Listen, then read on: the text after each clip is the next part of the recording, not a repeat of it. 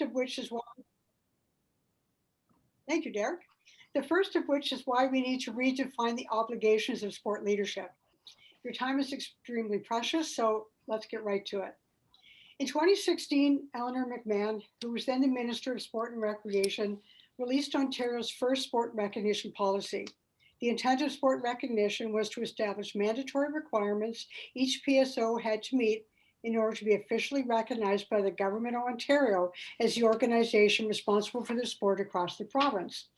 The list of PSOs that were ultimately selected had to have proven they could provide technical programming that aligned with their NSO and meet a high standard of quality, safety, and effectiveness.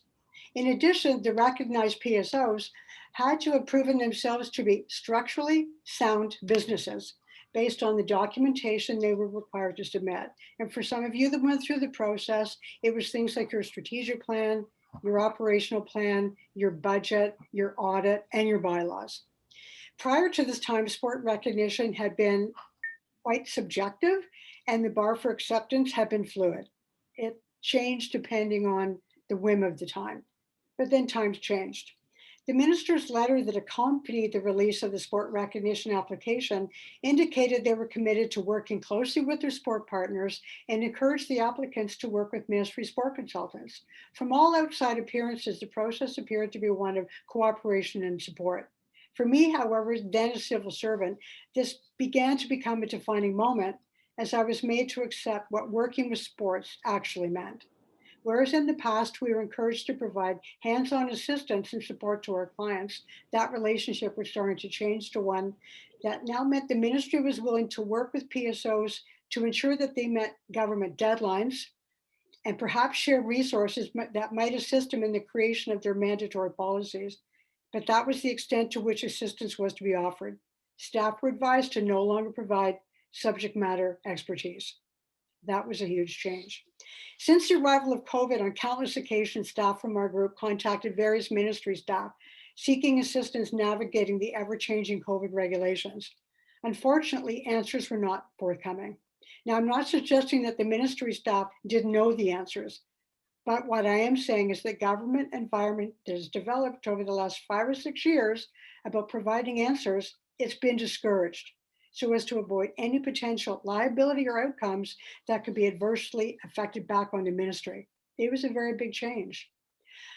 Although I'm confident you're all well aware of the lengthy laundry list of policies the ministry requires the PSOs to create and enforce, I'm not sure everyone understands that the obligation for their quality and adherence rests solely on the leadership of PSOs. The ministry assumes no responsibility for their quality. It's just that you have them.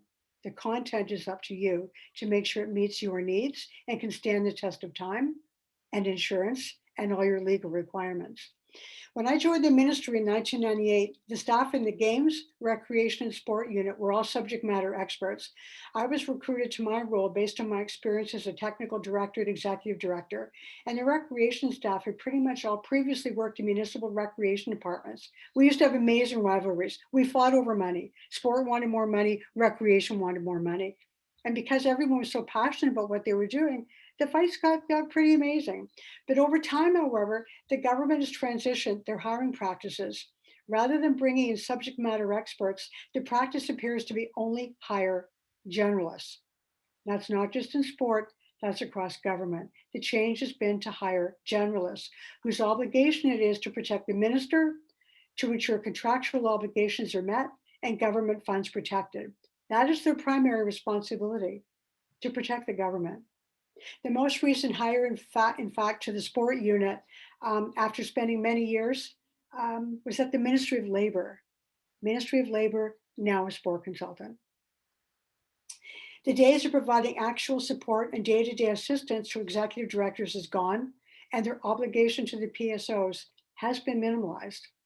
I suggest this is one reason why all of us need to start thinking differently about how we redefine sport leadership. In this time in Ontario, the onus lies squarely on the leadership of each PSO to fully develop the business of their respective sport. As it clearly articulates in the sport recognition policy, PSOs are self-governing organizations responsible for developing their sports, providing a competitive pathway for athlete development. selecting provincial teams, recruiting and training coaches, officials, and volunteers, conducting national championships, and ensuring they all operate within their NSO's rules. At a minimum, all NSO's rules and policies must be adhered to as they're stated. The messaging is clear. The health and well-being of the business of every PSO rests on each PSO's leadership. Undergoing a formal sport recognition process currently only happens in Ontario. For people that aren't aware, this is not something that happens across the country. This is not the case in other provinces, although in time they may also follow suit. Recognition in Ontario means annual funding can be made available through the Ontario Amateur Sport Fund. Interestingly enough, Sport Canada doesn't even recognize NSOs. Instead, they create a list of sports that might be eligible for funding, a sport that can be on their acknowledged list, but that doesn't necessarily mean they will be funded. It only means they will become eligible to apply for funds at some future point. So it's kind of like the IOC. They bring in demonstration sport. They have sports that may be able to be in the Olympics in the future, but there's no guarantee when that's actually going to happen. Ontario is also the only province that requires NSOs to submit an annual letter of endorsement on behalf of their sport. You know why? That's the government giving the jurisdiction or authority to the NSOs for who they're going to choose for the government to work with. Once again, it removes their responsibility. When the recognition process happened in 2016, there were actual cases when more than one group applied for recognition because they thought they could do it better. The government did not choose between those sports. In fact, it happened in karate, was one example. Two different groups applied for recognition. The government didn't choose which one was going to receive recognition. The NSO had to do that. Also, over the years I've worked in the government, and since, there used to be conversations about people thinking they don't need government recognition, they can do quite fine without their money. There was really no need, I mean, because the money obviously is a contribution to your work, and they thought that they could pull out. What they didn't realize is if they wanted to pull out, the government would just contact the NSO and say, tell us who we're going to work with next. So it wasn't that they would replace another group, they would just be put to the side and the NSO would choose the next group for the government to work with. The definition for obligation, I looked it up to see what it was because it is kind of a vague term, and it says it's an act or course of action to which a person is morally or ethically bound, a duty or commitment. So the obligation of care that previously was supported by government staff now rests solely with the leadership of each PSO.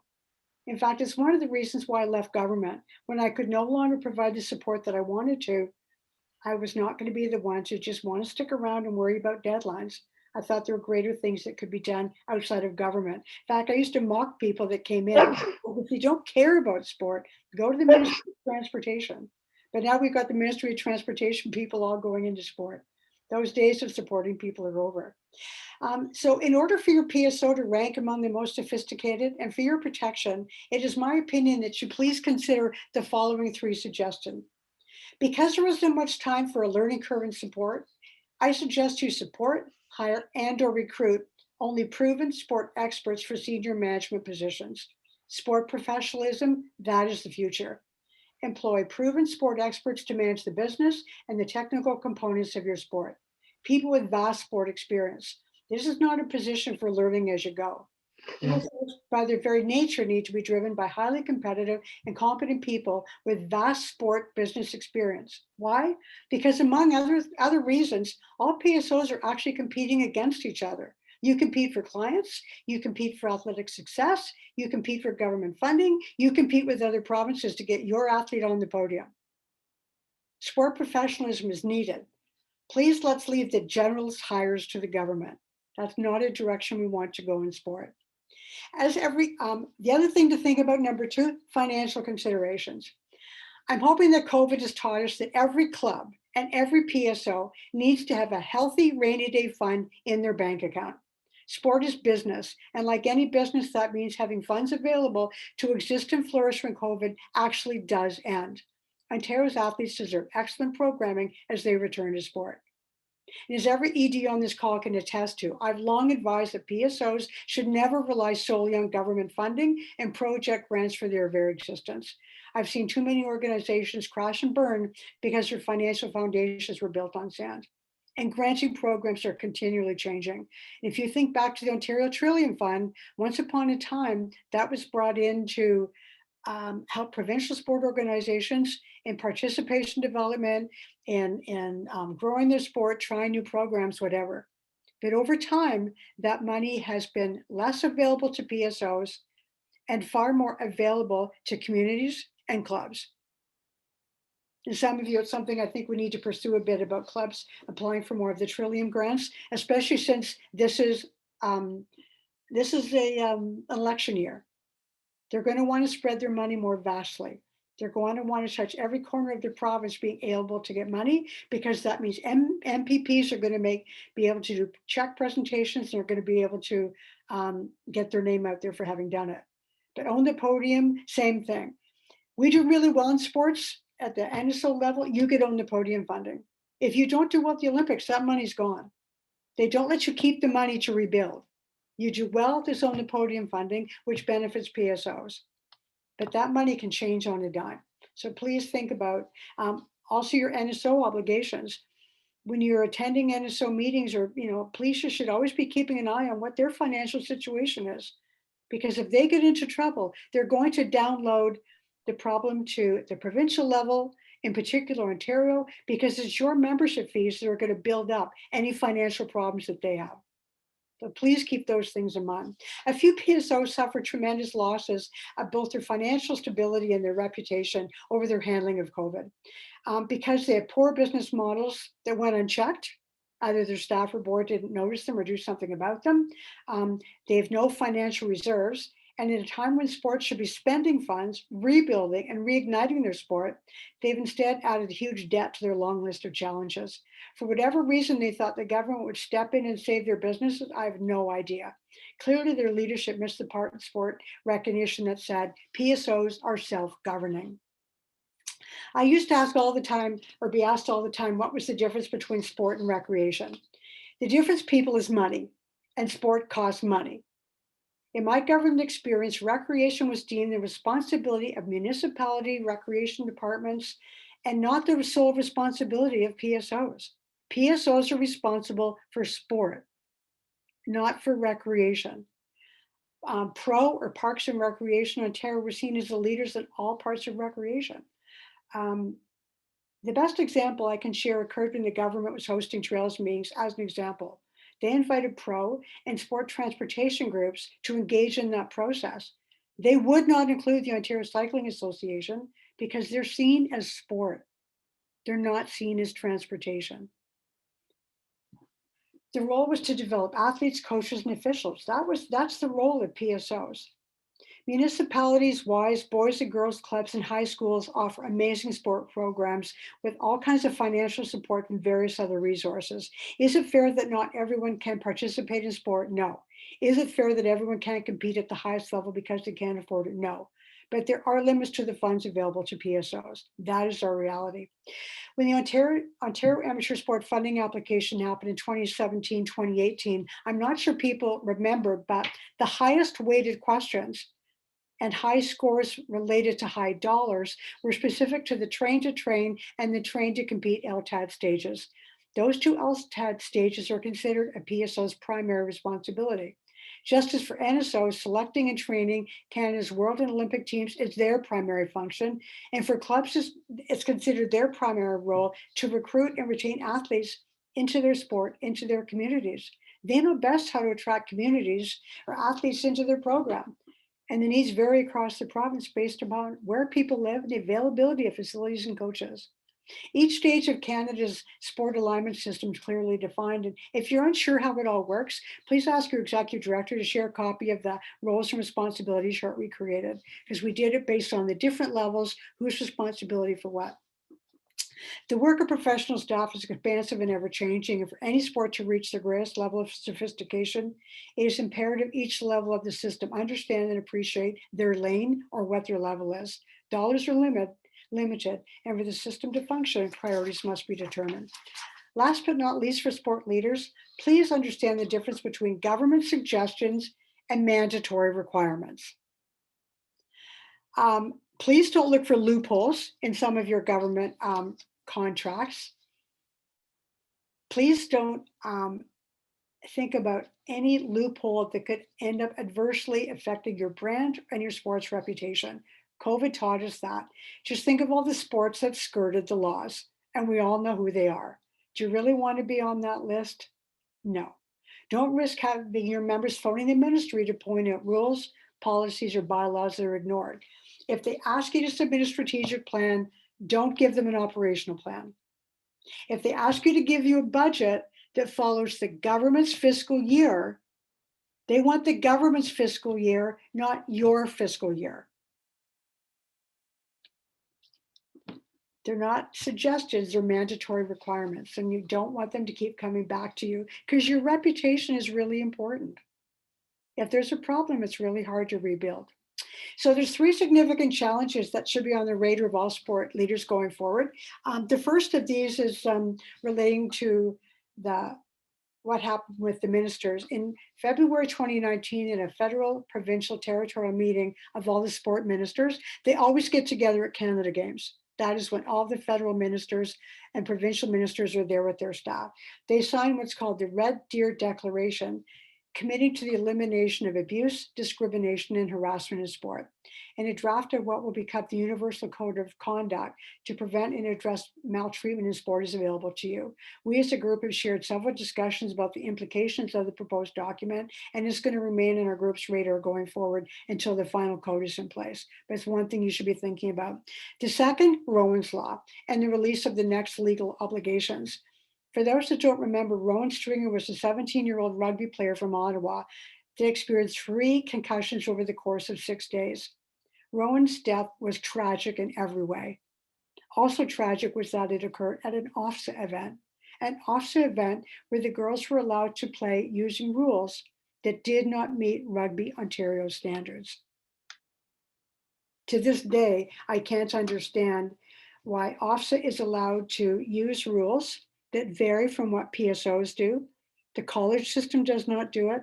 The university system does not do it, but it continues to happen in OFSA. And I don't understand why they've not been required to rectify the situation. Like, how did that not come up in the Inquisition that said they should only be following exactly the rules that the government approved or the NSO approved for rugby? I don't understand. Additionally, I thought it was unfair that rugby had to spend significant funds on legal fees defending themselves at a government inquisition for a tragic accident that occurred in an event that was not under their control. But when you get government recognition, you're responsible for what happens in your sport. You can be made accountable for anything that happens across the province in your sport. I also found it equally interesting for those of you that get the CERC articles that come up. There was something just this week questioning the high percentage of concussions that happen in high school sport. They're still putting documents out about it, and it's higher than in sport. It's something we all need to keep our eyes on. The third is sport recognition is going to happen again. Sorry, I needed a little pin. Yeah. It's my belief sport recognition will happen again. It'll likely be in the spring or summer of 2022. It's probably going to be sometime after the election happens because the new government is going to want to put their stamp on what the process is going to be. They're also going to want to do that before they do the next funding application process. So please keep in the back of your mind. I think that in the next process, they'll add all the cluster of policies that are part of Safe Sport that will be part of it. And it'll also be probably the introductory steps of where the PSOs are in ONCA and how they're moving toward with their new bylaws and some of the new processes that are part of that. So John's going to go into that more later this evening, briefly. I'm sure we're going to need a much more extensive education at some point because it's quite significant, the changes that are being made. But I'm pretty sure the sport recognition is going to happen again. So please keep that on your radar. Sport leadership brings incredible rewards, but it also carries significant obligations. It's why I'm particularly grateful that we have Brent and John to guide us through the ever-changing landscape of sport. For though the government has established a framework under which all sport must function, they will continue to always hold no responsibility for the quality on which that framework relies. That is the obligation of each of you, the PSO sport leaders. Now, over to Brent and insurance, because insurance people is the driver of sport. Take it away, Brent. Thank you, Barbara, and thank you for all of that. Nice to see everybody tonight. So just to start out with my piece tonight, and I'm going to try to, get through this to John as quickly as we can. Just to talk a little bit about what Barbara just said in terms of the insurance industry kind of driving change and having an impact on how sport is run and governed. We are, not entering, we're a little bit into an era where the insurance industry is having that effect. In kind of late 2019, the insurance marketplace started to change towards what is known as a hard market, which is basically just means a seller's market where the insurance companies get to dictate everything. And then around March 2020, something happened. I don't seem to be able to remember what, that really kicked that into overdrive and into a period of pretty extreme chaos and volatility in the insurance marketplace. And if you're thinking, well, Brent, that sounds a lot more like your problem than ours, you're not entirely wrong, but here's how it's going to affect all of you guys moving forward. Is whenever a hard market happens like this, or there's chaos and volatility in the insurance marketplace, the insurance companies inevitably react in two ways. One, they start jacking up rates because they're worried about making money. So they need to get more money in premium because they're worried about their ability to make it on the investment side of the business. And two, they start paying a lot more attention to what coverage they're willing to offer. And so the availability of coverage becomes restricted, and more importantly than that, the requirements that insurance companies need to see in order to get that coverage become more stringent. And that's where it really comes into play for sport that is already considered in the insurance industry as a higher risk field. Insurance companies are much more demanding right now than they have been in the past about seeing these risk management protocols and seeing these appropriate governance measures in place in order for them to provide the coverage that we all need as PSOs. And so it's just that coverage is harder to get and impossible to get if you don't have your ducks in a row, and if you don't have your I's dotted and T's crossed. And if you can't show that to an insurance company that you've taken all of this into consideration and you have those risk management protocols in place, it's going to be tougher to find that coverage. The third kind of prong to this puzzle or piece here, fork, I guess, is in a claim scenario, insurance companies are also paying more attention. And insurance companies start searching in a market like this for the exclusion, whereas in a different marketplace, they're more apt to just pay the claim to make it go away. In this type of marketplace, they're looking for outs, and they're looking for ways out. And insurance contracts are, generally speaking, structured, but there are a couple of outs that insurance companies can have. And I will come back to that a little bit later on why you need to be aware of what those are so that you can risk manage those away. Moving on to the kind of second point on the schedule here, one of the lines of coverage, one of the sections where the marketplace is particularly chaotic is when it comes to directors and officers insurance.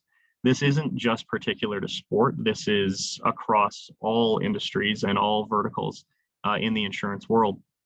Directors and officers is incredibly volatile right now, and in some cases very difficult to get, which leads me into, it's important for sport associations to have a real understanding of what directors and officers coverage is and what it does, because there's some common misconceptions. I get a lot of calls and questions around, I need to make sure I've got directors and officers in place because if somebody gets hurt, I don't want to lose my house.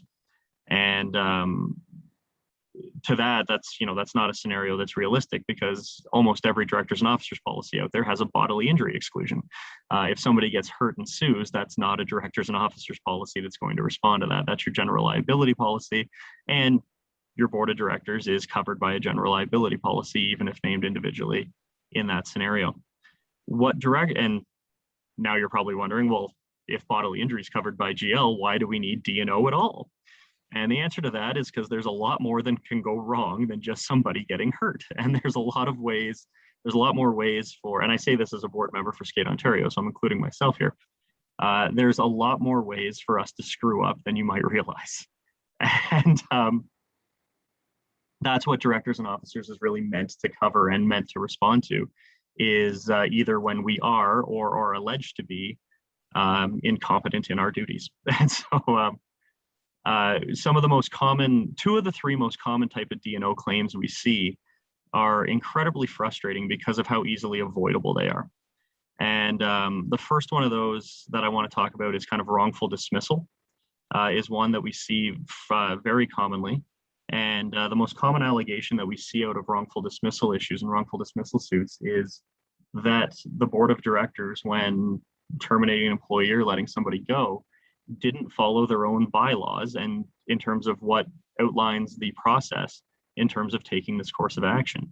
And that goes even beyond just wrongful dismissal. A lot of D&O claims, the allegation is that you failed to follow your own bylaws, which, as you can imagine, would be frustrating because you create the bylaws. So, there's really no reason not to follow them. They're created by you, so follow them. It seems simple, but it happens all the time. One of the other issues that we see a lot is kind of the human rights complaints and issues. Those are generally covered by D&O. Another question I'm getting a ton right now is, with the issue of vaccine passports and vaccine policies and vaccine requirements, how is that going to be handled by insurance? We would look to a directors and officers policy to handle any of those complaints or lawsuits arising out of somebody who's not vaccinated claiming that they've been unfairly discriminated against. I'll let John comment on whether or not he thinks those would be valid or not, but though it is a directors and officers policy, we would expect to respond to those types of allegations and those types of legal action. The third one, which is, again, one of the ones that is equally frustrating just because of how avoidable it is a failure to disclose a conflict of interest. And the possibility and for conflict of interest exists on every board on this call, I can pretty much guarantee. And it's not the possibility for the appearance of a conflict of interest in and of itself isn't a big problem if it's handled appropriately. It needs to be disclosed, it needs to be transparent, and if you are if you're the person with a conflict of interest, you need to be keenly aware of your own conflict of interest and how that might guide or shape your decision-making process on any issue before the board. Similarly, if you're on a board and you feel like another of your board members has a conflict of interest, maybe point that out if they seem to be acting in a way that seems at conflict with what they should be doing.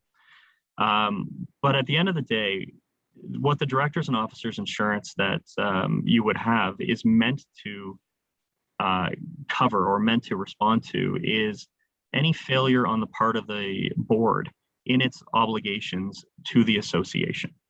And that's a theme that I'm going to dive into more in the remaining time that I have. I think I got about 10 minutes left.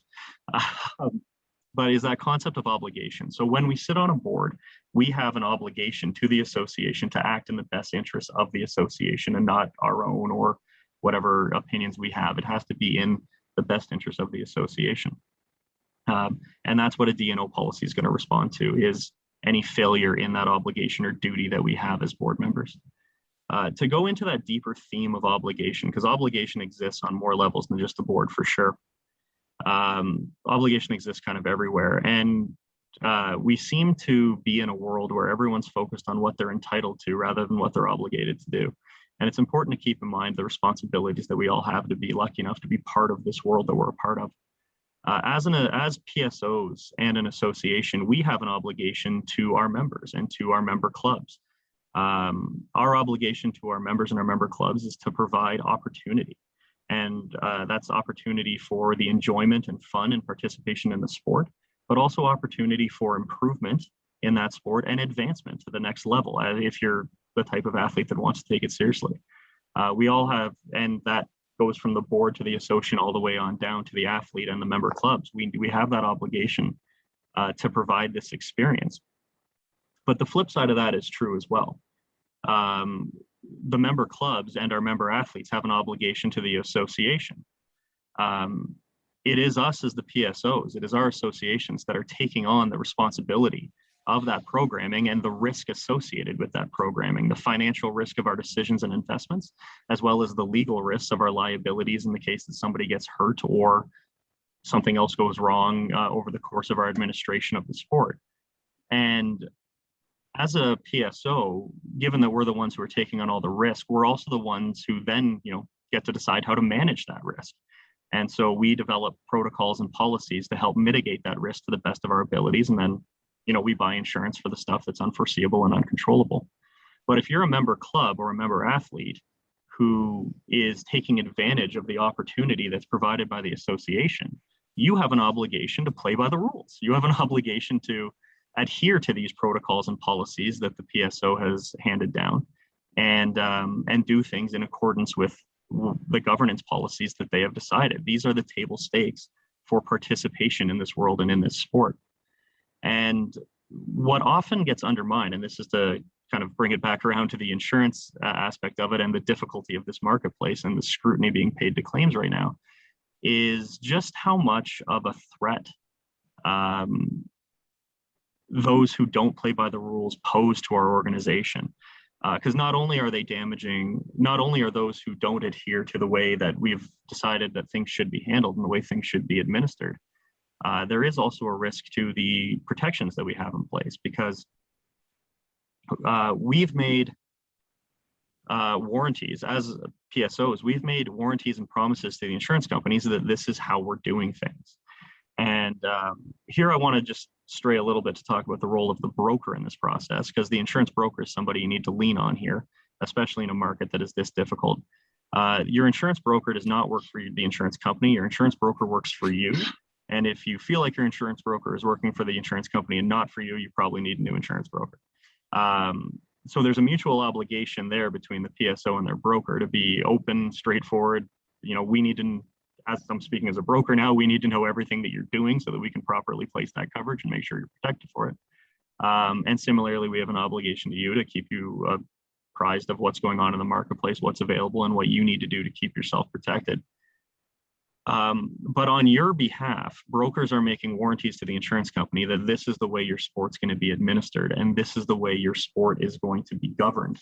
And if you have member clubs and that are going against that and ignoring these protocols and policies, well, now you've lied to, and you've told the insurance company that all your member clubs do this.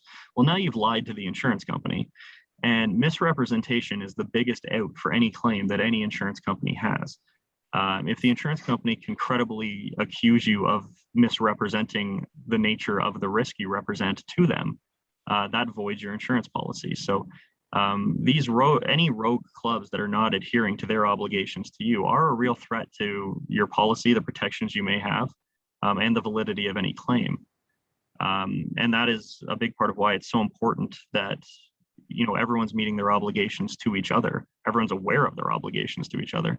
And that we get everybody from the athlete to the club to the PSO and on to the NSO after that on the same page, working in the same direction, and working towards achieving the same goal, which is ultimately, excellent in the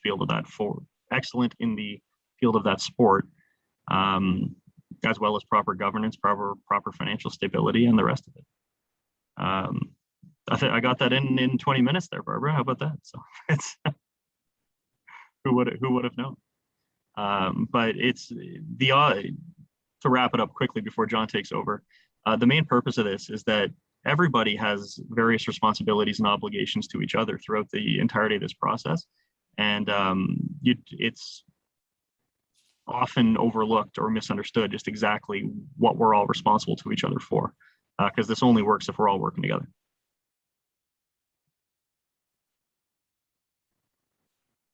You're still on mute, Barbara. So it's only been 20 months. You're fine. No, thank you. I really appreciate that, because it is the obligation. And I think if anything we've learned over the years we work with you is that we need to contact our insurance brokers when we have questions. They're there to help us. They're not the enemy. We need to really clarify things when we need to get them clarified. I mean, people are paying big dollars to have their insurance company working with them. So please don't hesitate to ask questions. It makes us all smarter. And I really appreciate too that your company and others are taking more interest in the quality of the policies that you're accepting. It's not just a checkoff box. So I appreciate that. Doing what we can. Thanks. Hey, John, here comes the important guy. Well, thank you, and thanks everybody for being on the call tonight. I want to cover off mainly a discussion regarding the Sport Governance Code that the NSOs have been considering, and I'll segue into some other topics as I go along. It is a day for celebration for lawyers in that ONCA, the Ontario Not-for-Profit Corporations Act, is officially law today. If you want any more information about that, there's plenty online. I also did a seminar yesterday, which was recorded if you'd like to get a copy of that with some tips. Did it along with my colleague, Sarah Young. Also, very importantly, and it's addressed in that seminar, is the introduction of the Ontario Business Registry, which is a fundamental change regarding the management of corporate documents at the government level. And you'll have to get familiar with that, as will all the legal practitioners and accountants in the province, but you should pay attention to the OBR as well. With respect to the Canadian Sport Governance Code, this is a document that has been put together with a great deal of thought. I perceive, I wasn't involved with it, but a great deal of thought. And it is well written. It's not legalistic from my perspective, and it covers a lot of ground. Very importantly, it addresses a number of topics that have already been addressed tonight. But three key words are independence, transparency, and accountability. And that's really what the governance code is all about. And I want to raise about 10 points from the code to illustrate how these goals are achieved if the code is implemented, and how some of the language in the code, while conflict of interest is never directly addressed, is really about conflict of interests. And I think the genesis for the code was in part addressing conflicts of interest that exist at the NSO level. But before I get into those 10 points, I just want to advocate in a non-legal way for the consideration of the code by sport leaders. It was developed at the federal level, but I don't think personally that there's any need to wait for this to be a trickle-down influence. This should be, I believe, read on its merits and adopted to the extent possible, given that politics is the art of the possible, adopted to the extent possible and practical for PSOs and other sport organizations. There's a lot of good stuff in the code, it is inherently a good thing and has a lot of qualities to it. But also, not only the code, but also ONCA, the new Corporations Act. If you look at these new developments as catalysts for change, you can bring in positive change to your organization, piggybacking on the excuse of these existing changes in the system. So with respect to ONCA and changes in legislation, I find whenever organizations go to look at their bylaws and their structure based on those changes, they often say, you know, practically, this aspect of our governance is not working. It's not required by the new law, but it's just a practical reality where there's a lack of representation or a lack of efficiency in the way the organization is working. And they take the opportunity, given the catalyst, to make a positive change. And similarly with the code, it can be a catalyst for positive change. And you can, if you want to, pick and choose elements from the code and adopt them, or really try to adopt the entirety. So I've mentioned those three key words of independence, transparency, and accountability.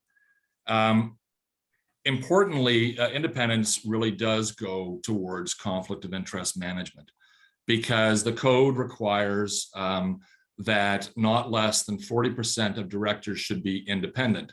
And that means that those individuals do not have a fiduciary duty or an obligation to another organization that would supersede their obligation to the board on which they sit. So that in itself is a very important concept. A second important concept I want to highlight is that no member of the management or the executive team of the organization should be a board member. That goes back to independence, and it is a real way to tackle conflict of interest in that a person who is employed by an organization can sometimes not make the policy and overarching decisions without being affected by their own position. A third aspect is the need in the code for there to be diversity. And diversity is intended to be relate to the way in which our society is made up. And the goal is to have your board reflect the diversity of society. There are two ways this is tackled in the code. One is that there is a admonition that the organization should develop a diversity policy, and I applaud that. The other is a passing comment that an organization may wish to have not more than 60% of their directors of the same gender. That is extremely problematic, I would say, to implement at a governance level, particularly given human rights legislation. So that is the one aspect of the code that I think has to be treated very carefully. But I would say that proper drafting and adoption of appropriate policies and committee structure can work towards gender parity as is desirable. The next item I wanted to mention is that the code advocates athlete representation. And if you don't have an athlete representative on the board, at least the code says you should have a board observer who's an athlete. This is a fascinating area given the conflict of interest that an athlete on a board can create, because they may actually be subject to particular rules of an organization that governs the sport in that jurisdiction. I'm on the board of the Canadian Centre for Ethics in Sport, the Canadian Anti-Doping Agency, and we have had extreme angst over the issue of athlete representation on the board, because by definition, we regulate athletes and with respect to their with respect to anti-doping. So it's a difficult area, but the code emphasizes the importance. And I think that aspect is not unimportant for PSOs, let alone clubs and other organizations. The next I find interesting in the context of conflict of interest. I mentioned that there's a code requirement for 40% of the board to be independent, but the chair of the board is to be an independent director. That just smacks of avoiding conflicts of interest when meetings are being led by an independent director. So keep that in mind, I think, as a valuable concept. And I say again, politics is the art of the possible. You may not be able to transition to these altruistic goals of the code instantly. It may be that moving forward, NSOs will adopt the code and they will require PSOs to follow suit. But even there, the way that PSOs are governed, at least in Ontario, they are member-based organizations where bylaw amendments require a membership endorsement. So you'd have to come forth as a board to the membership with really good reasons why the changes that you're advocating should be made. The next item I just wanted to highlight from the code is the importance of the nominating committee. When you look through the code, you realize that the nominating committee of an organization, be it an NSO, PSO, should have a great deal of power, a great deal of independence in bringing forth appropriate candidates for election to the board. Their power ends there. Once they've brought the nominees forward, that's the end of their influence. But that is a very important and powerful role. And therefore, you need to have, I would say, a nominations committee that is active, committed, realizes the task at hand, is given enough time to do the work with significant support, obviously, from the organization. The second last item I just wanted to highlight in the document is there's a whole section devoted to transparency. And by that, the code indicates that members of an organization should be entitled to see a great deal of information regarding the organization, ranging from financial information to terms of reference for committees. But importantly, when you read through the document, do recognize that the list of transparency steps does not include the access by members to board minutes. That is not a good thing. It is not contemplated by statutes. It is not a good policy or practice to adopt. Directors should be able to sit around and have full and frank discussions, knowing that information that they are discussing will not go beyond the boardroom walls, so that they can consider those issues in a full and frank way. Having minutes disclosed to members is not appropriate, it's dangerous, and it leads to problems in my experience. Finally, the code refers to templates, checklists, and other helpful documents. And those exist. There are documents out there that have been created in compliance with the code. They should be tailored if you ever adopt them. Bylaw amendments regarding the code now exist, and NSOs some have made the move towards bylaw amendments, and I know of one that has gone whole hog and has implemented through bylaw amendments the code's changes. I just want to turn to the issue of conflict of interest, having addressed the code and the way in which its language referring to transparency and the other highlights deals with conflict of interest in a backhanded way. And I just see a note here in the chat just asking whether a parent of a member could be considered independent. It's a great question, and I will answer it as I move forward, if you don't mind, with as an example. Because the points I want to make regarding conflict of interest are that transparency is crucial, not only from a practical perspective, but also from a legal perspective. The only truly unacceptable conflict of interest that can arise is an undisclosed one. As long as you have a disclosure of the conflict of interest, then it can be managed by the organization, either with the assistance of a policy or statutory provisions, and I'll come to that in a moment, or on a very practical level by discussions between those who are involved. Many a conflict of interest has been addressed prior to a board meeting, for example, by the chair pulling a director aside and saying, it is evident to me, the chair says, that on the particular issue that we're going to be considering tonight at the meeting, you're in a conflicted position. I think you should act accordingly.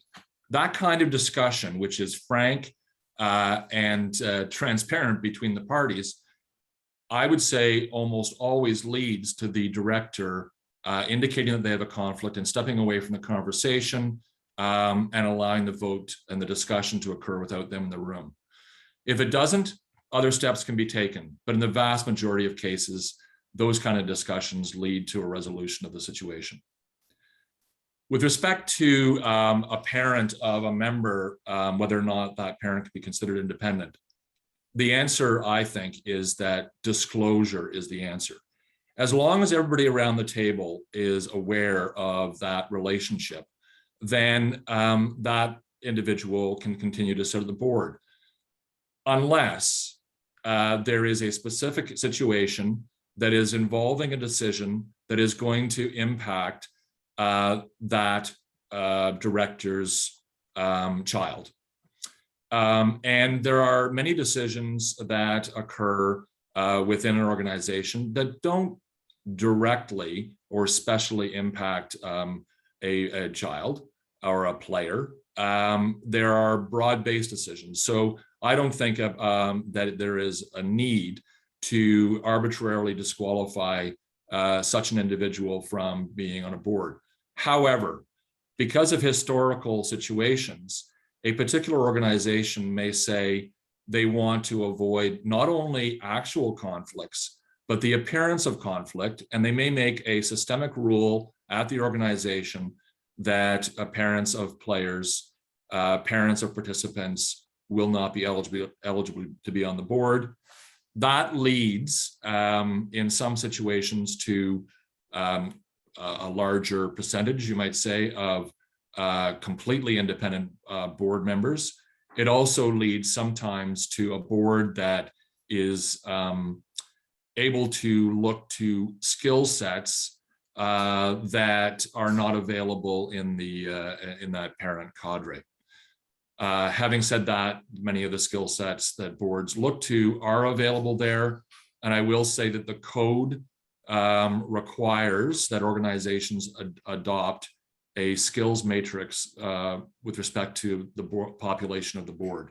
So I think that is just a best practice that should be adopted by PSOs already. With respect to the conflict of interest, I just want to bring up 7 quick points about why it's important to manage conflicts of interest, both from the organizational point of view and the individual's point of view. First of all, if you don't have conflict of interest rules in place, you are really not engaging in best practices regarding corporate governance. Secondly, directors, you have heard, are able to access D&O insurance. D&O insurance is for the directors and the officers. It's not for the corporation, it's for the individuals. And that is important that they have access to that. But if a director is in a conflict position, they may be disqualified from being covered by insurance because they may be shown not to have acted in good faith with respect to the corporation. As well, directors have the benefit of corporate indemnities. Corporate indemnities, by definition, do not operate if a person is shown to have acted in bad faith, or rather, they fail to act in good faith. And a conflict of interest may be an indicator of bad faith. So if you want to protect the organization and the individuals who are on the board, consider the importance of dealing with, disclosing, and managing conflicts of interest. The next item I wanted to address is that boards deal with very confidential information. And if a board member is in a conflict of interest situation, it is often because they have 2 masters. They have another organization that they're on the board of, and they feel compelled, perhaps, to disclose information they've gleaned at the board to the other organization. because of the two masters' conflict of interest. But very often that is confidential information that should not be disclosed. They've breached a fiduciary duty to the board on which they sit, where they receive the confidential information, and they could be personally liable, and certainly they've damaged the organization. Next item is that conflicts of interest can be managed, but it's good to have a policy, a good policy in place. And PSOs have them. They are required to have them by the province, but they should be looking at them again, I would suggest, partly because of ONCA's introduction and the language in the Act dealing with conflicts of interest. With respect to that, it's important for directors, let alone EDs and organizations, to understand the legal environment. And it's important to be specific that Section 41 of ONCA be considered in the context of conflicts of interest, because it's much more detailed than was the case with the former statute. Finally, conflicts of interest should be managed to the benefit of the organization, as I've mentioned, the directors personally, as I've tried to emphasize, the stakeholders of the organization, ranging from the members, the participants, the sponsors, the government.